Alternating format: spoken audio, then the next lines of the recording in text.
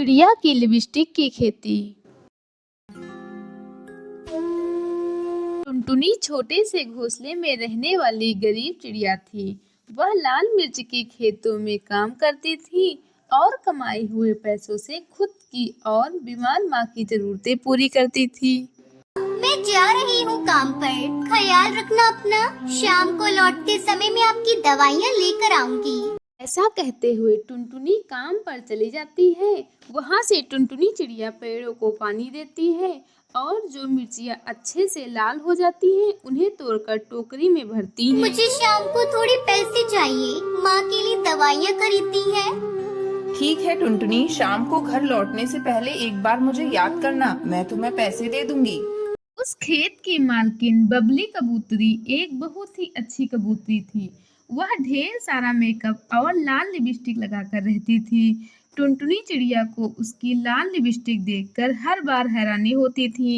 वह इस बार अपनी मैडम से पूछ ही लेती है। मैडम जी, क्या मैं आपसे एक सवाल पूछ सकती हूँ? आपके होंठ इतने लाल कैसे रहते हैं हमेशा? क्या आप ढेर सारे सेब खाती हो?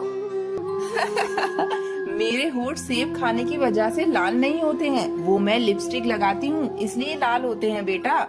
ऐसा कहते हुए वह टुनटुनी चिड़िया को अपने बैग से लिपस्टिक निकाल कर देती है।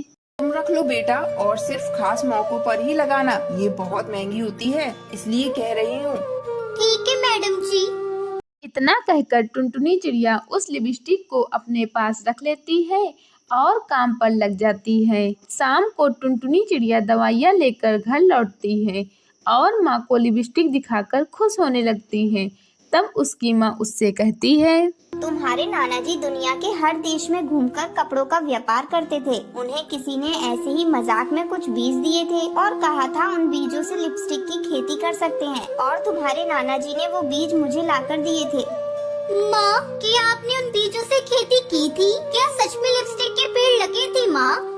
नहीं बेटा, वो बीज अभी मेरे पास ही हैं। नाना जी की याद में मैंने संभाल कर रखे थे, वो उस काले डब्बे में रखे हुए हैं।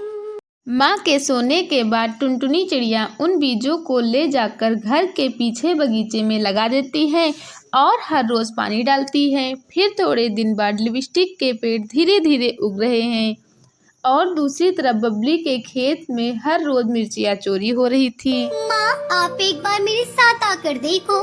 नाना जी ने या उनके व्यापारी ने कोई मजाक नहीं किया था। मैंने सच में लिपस्टिक के पेड़ उगा दिए हैं माँ। टुनटुनी चिड़िया की माँ भी वह देखकर काफी खुश हो जाती है और टुनटुनी हर रोज नई लिपस्टिक लगाकर काम पर जाने लगती है।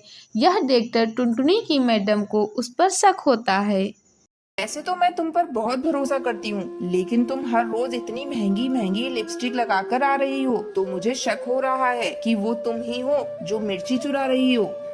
ऐसा नहीं है मैडम जी, मैंने आपकी मिर्चियाँ नहीं चुराई हैं। ये लिपस्टिक कहाँ से आई है, ये बात आपको समझाने की कोशिश भी करूँ तो आप यकीन नहीं करोगी। इसलिए आप मेरे साथ आओ, मैं आपको दिखाती हूँ।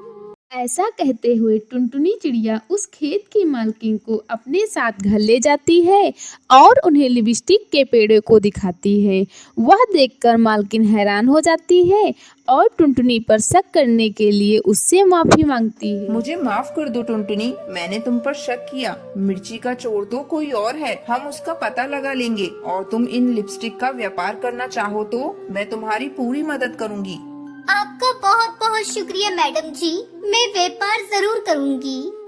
ऐसा कहते हुए टुनटुनी मिर्ची के खेत में काम बंद करके लिपस्टिक की शॉपिंग करते हुए लिपस्टिक का व्यापार करके अच्छे खासे पैसे कमाने लगती है और अपने मैडम की भी बहुत मदद करती है।